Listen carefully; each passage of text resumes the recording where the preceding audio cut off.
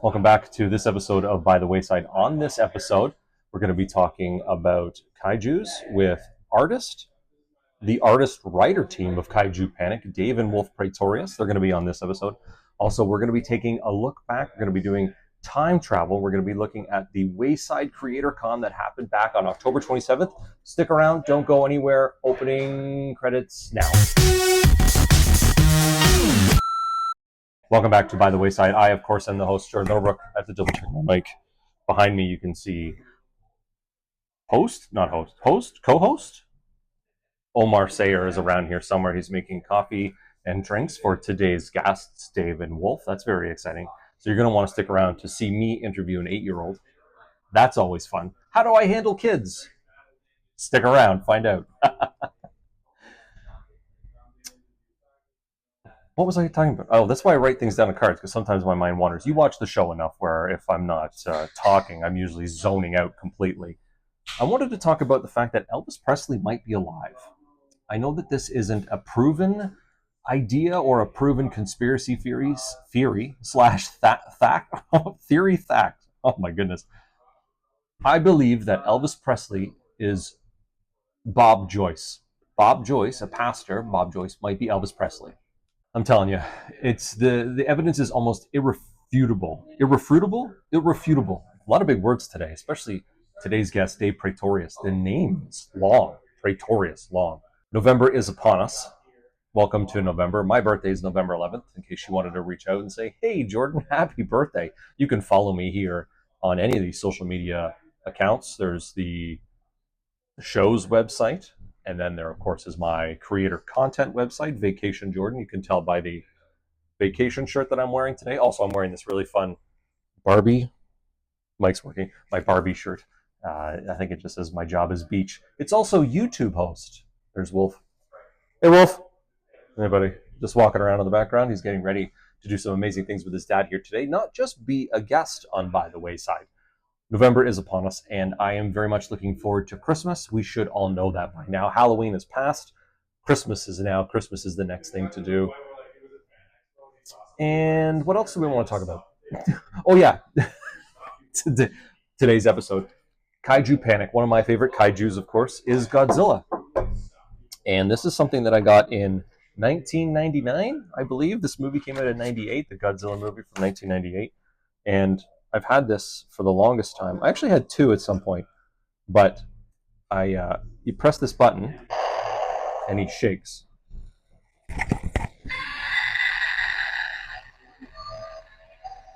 And he does the Godzilla roar. So this is a really cool toy that I've had since I was like 18 years old.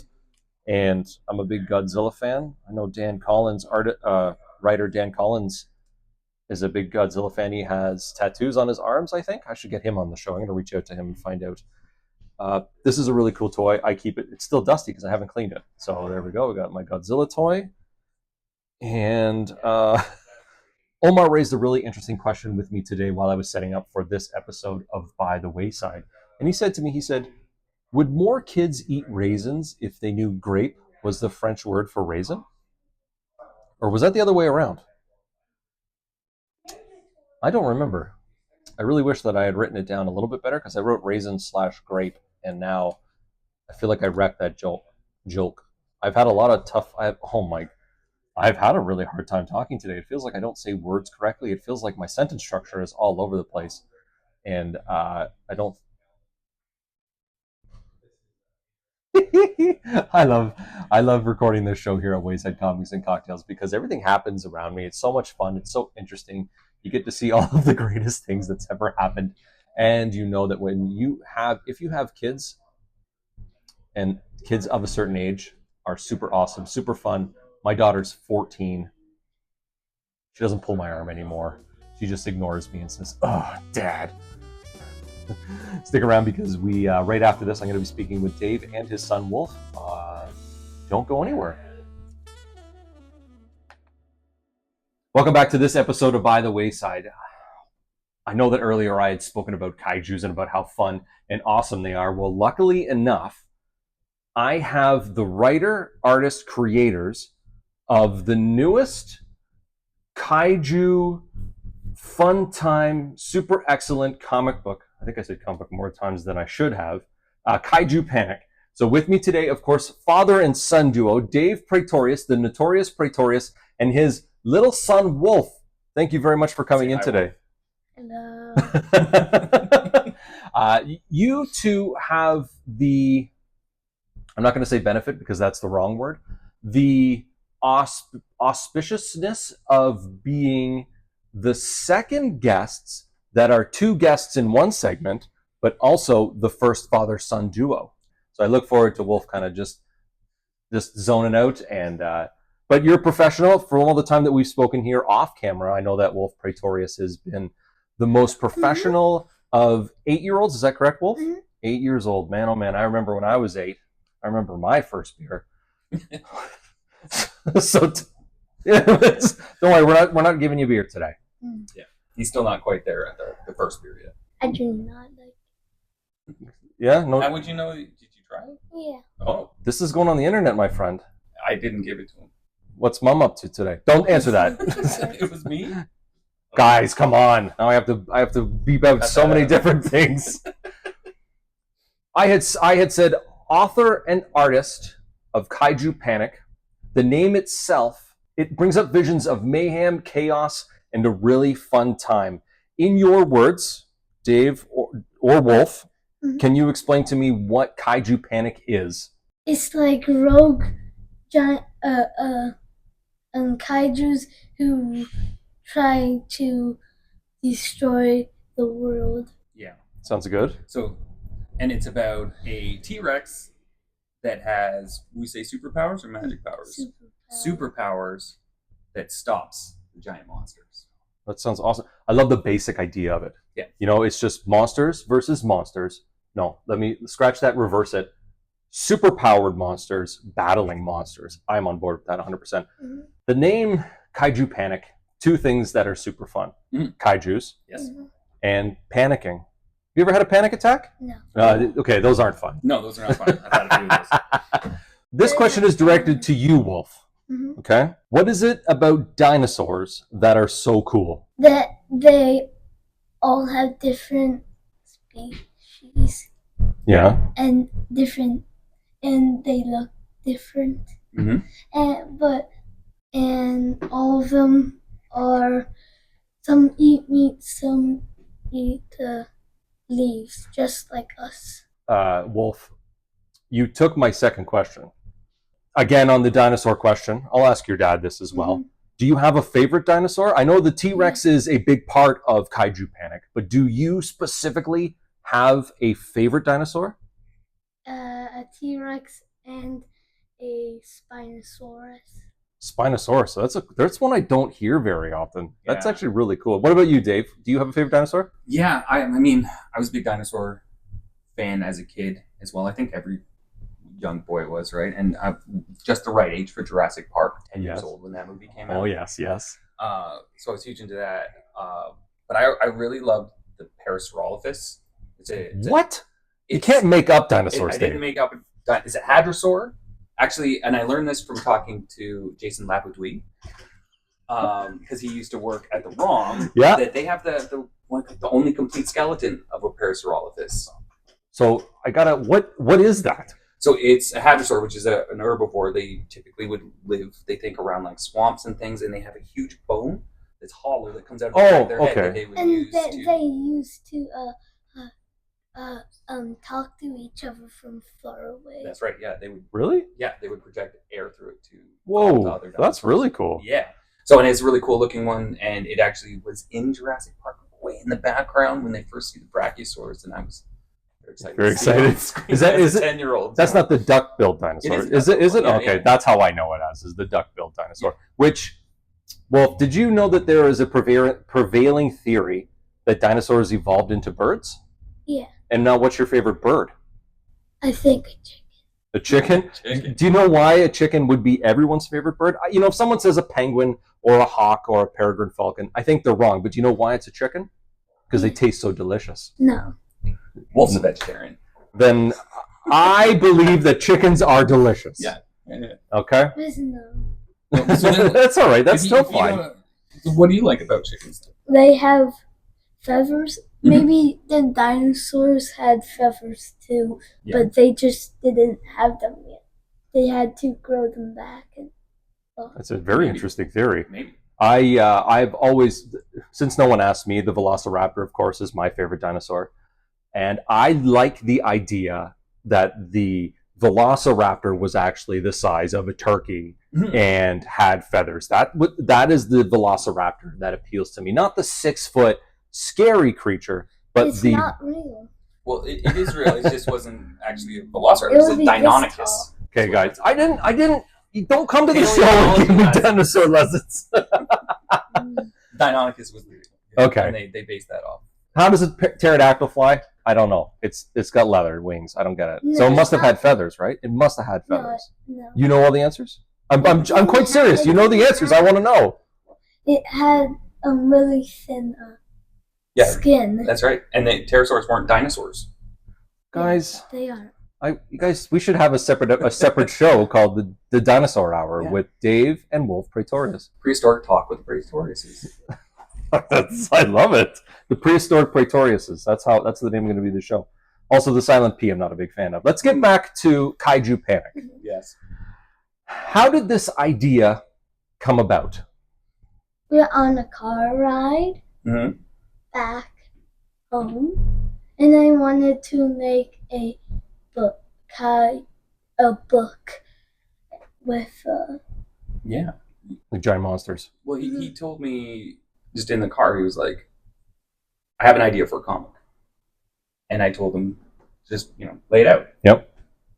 Right then and there, he, word for word, told me what is in the book. Like, everything that happened in that little conversation is in the book now. He just laid out the whole story for me. I was like, that's amazing. And it wasn't until, I was about like third way, halfway through, that he told me that there was more afterwards. I that's thought it awesome. was just like the one story. He's like, no. It was like 6. There's a world. Yeah. So Now, that leads into my next question, is because I know a father and son duo can sometimes be difficult to work with, especially with such a gigantic age gap. Am I correct, Wolf? Yeah. I know what it's like. I work with my stepdad, so I know what it's like when you have to work with someone who helped raise you. no. No. just no. Currently, Fortnite is raising me. No. No? It's raising me. The man cake skin is my favorite skin, just in case you're wondering. We don't do Fortnite. We'll do it. Minecraft. We'll do it. We'll do it. Don't worry. We do. We'll find some Fortnite and get her playing going. You had talked about that there's going to be more than one issue of Kaiju Panic. That's like the big exclusive here today on By the Wayside with me, Jordan Middlebrook. It's gonna be 6. 6. And they have different dinosaurs who got mutated. Like an Avenger, Giant. like the Avengers of dinosaurs. Kind of, but they're like bad. So he's giving a little bit of away in that each of these kaiju started out as a dinosaur themselves and got Nice. mutated into something large and grotesque. That's pretty cool. That's really cool. There's a whole backstory as to how that happened and everything. And that gets, I look forward to finding out more about how that works. yeah. Dave, you're the artist on the book. Yep. Do you find that when Wolf is doing his writing, he's coming up with his ideas, do you find it easy to follow some of his creative ideas? Or do you have to kind of coach him along as to what should or could be there? There's a little bit of coaching involved, but I try to make this an exercise in improv as much as possible. I try to say yes to everything. Mm-hmm. And then that becomes the challenge for me because I have to figure out how to turn that into a readable story and work those elements in that he wants. And for our first issue, and I think for most of the issues, it's wordless. So we're doing completely visual storytelling. So, Spoiler alert. yeah, he's letting it all out. But yeah, so because of that, there's a lot of thought that has to go into each panel so that we can tell the story clearly and accurately and get all of the crazy, fun, big ideas that he has on the page. Of course. Because I want to have as much ownership of it as possible. There is something for such a young child. I guess child is a very accurate way. I was going to say a young man. We were all young men at this table at some point. Yep. And to have something creative that you can be proud of, I think, is an important way to raise not just the self-awareness of the one person, but also the confidence of that they can present something. Because when we were kids, I don't know your age, but when we were kids, the idea of self-publishing or even potentially parents not supporting a child's vision was very much a thing. Mhm. So I like seeing a parental figure really push a child's creative vision and help them find who they are through creativity. I think it's an important component, and it's very apparent that it's very important with you and Wolf. And I look forward to reading more of Kaiju Panic and seeing where the story goes. And I bet you the cartoon is going to be amazing. I didn't spoil it yet, but I'm hoping to see a cartoon about it. Again, thank you for coming in today, Dave and Wolf, the notorious Praetoriuses. And you guys are great. Stick around because we have a little bit more left in this episode, so don't go anywhere. So I'm going to pull this out. Yep. I'm going to put the little thing down, and you know what happens? I always go around and go, hey, Omar, you got something to recommend today? Do I ever? Awesome. So Omar's going to pop out like the comic book magician that he is, and he's going to do that. He's going to do his... Oh, yeah, because we're doing a thing today. What's happening? Why are there two of these, you may ask yourself? I'm asking. Well, Jordan, let me answer this question for you. Today, because we have had two guests at a time on this show, Yes. I decided to do a double Omar recommends. Whoa! Graphics. Camera shake. Explosions. That's right. All right. That's it. See you later. What do you got? So on today's edition of Omar Recommends, I'm going to recommend The Sitter by Adrian Kolaric and Undergrowth by Ricky Lima. And I don't want to mispronounce the artist's name because the artwork is amazing in this. Danielle Aquilani. Aquilani, okay. Yes. But two books, and it's kind of thematic a little bit for some of the guests here because they involve giant creatures. For this year, I would say I read a lot of independent books. These are two of the ones that have stuck out the most to me or that have stayed in my head the longest. And they are great for various different reasons. I'm going to start with Adrian's book here. The Sitter is a great one-shot. The basic premise is this giant thing called the Sitter, which in the variant art there, you get a better look. Dude in a suit with a big hat-looking thing. It's not the babysitter. It's an actual sitter. This giant thing just kind of shows up in this guy's town and sits down. And it creates kind of this amazing... Everyone's in awe of him and everyone hangs out. And there's the Sitter Day for the day arrives. And when this sitter arrives, it kind of inadvertently ruins our main character's life.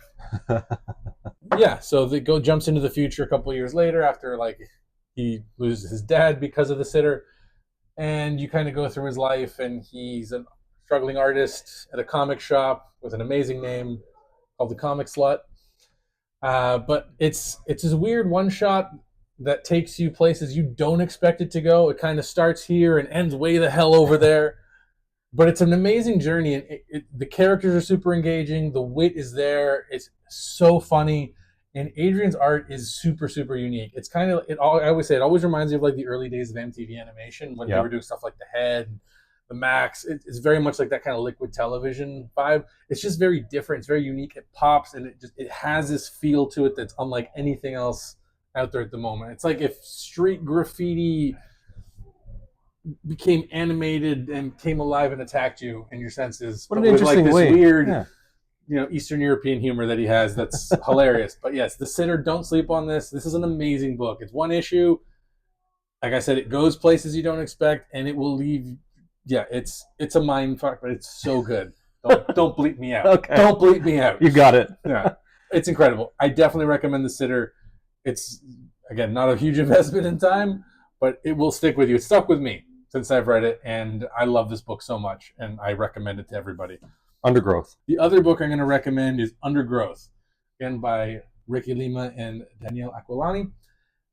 The basic premise of this book is there are these alien invaders and attacking the Earth, and there's a little bit of climate change and stuff involved, but these three friends get kind of caught in the crossfire. They get killed, and the Earth revives them in these biomechanical suits to fight the invaders and kind of restore balance to everything.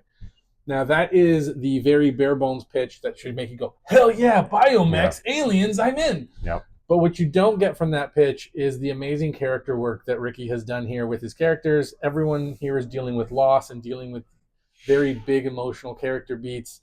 Everybody gets a really good story arc in this book. And I said, this is kind of what independent comics feel like they need to be to me. It's like, it's everything I want out of something like that. It touches me in a very special way. It's one of those books that you just connect with when you're just like, man, those characters, they meant something to me. And that's always a great thing. But it's also still got that like beautiful comic bombast and action that you're expecting. The artwork is really vivid. I first read this in black and white before Top Shelf picked it up. And with the colors, just the pop, they've done an amazing job, like reinvigorating the book. It was already great. It's just like that next level great. Yeah. Biomech designs are incredible. I mean, we have a cocktail in the shop called The Undergrowth. Ricky actually reached out to me to do a cocktail for the book. And it's actually one of my best-selling cocktails right now. Yeah. It's pretty cool. That's neither here nor there. This is a great book. I love the biomech suits. I like the fact that when I'm talking about the characters are all dealing with something, he's really put emotions into everybody. And when I say everyone, I don't just mean your main characters. I mean, even the aliens are dealing with something. Yeah. So everyone has stakes in this book. And Yes. the more you read, the more invested you get. And the more things make sense, the more you may go, I'm rooting here, but there's, it really makes you kind of like pull at strings, and you don't know who you want to succeed in different ways. But it's such a good book. Yeah, if you can't find something to like in Undergrowth, There's something wrong with you. You might be a little dead inside, and I can't help you. There's deeper problems, Orton. But no, honestly, just pick this book up. You'll have a great time. Either of these books, again, so incredible. These are the two that have stuck with me the most. And yeah, that is my double size Omar recommends for the day. The double Omar recommends. Deeper. Double Omar recommends. Double. Double Omar recommends. We need echo. That's what editing's for. I know, but I'm trying to to show you what it needs to sound like. Can we? Are we done? Yeah, we're done.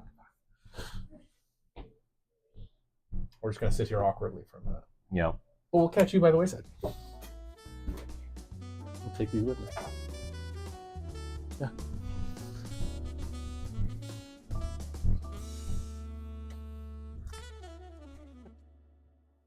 And that was an episode of By the Wayside again. I am your host, Jordan Middlebrook. You can follow me on all the socials.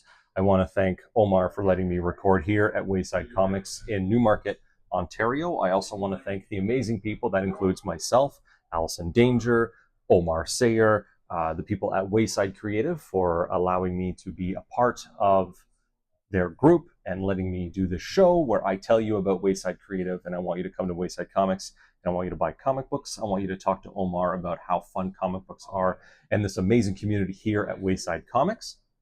If you want to check us out on the Patreon, you can do that. Where this show, let's get the show to be weekly. Man, wouldn't it be cool to be daily? This could be my full-time job. You could hear me talk every single day. It'd be like the morning show. Is there like a, wake up Wayside with Jordan Middlebrook? There's someone trying to get into the shop right now, not realizing that it's closed. Because this morning I'm recording this episode on a Saturday morning and it doesn't open until 11 o'clock. And I'm here and it's like, what, 10:30? You got a half hour to wait, lady. Thank you very much to my guests, Dave and Wolf. I had so much fun at the Wayside Creator Con that happened back in October 27th. You can check us out here, waysideshow.com, if you're ever interested in finding out more about what we do here. We're on YouTube, we're on Instagram, we're on Patreon. I guess we're on Threads. I'm not even going to bother putting that, my lower third up, because you can just get to that through Instagram. Yeah, I'm going to get a hot chocolate, and I'm going to start the rest of my day, and I'm Jordan Middlebrook, and I will catch you by the wayside.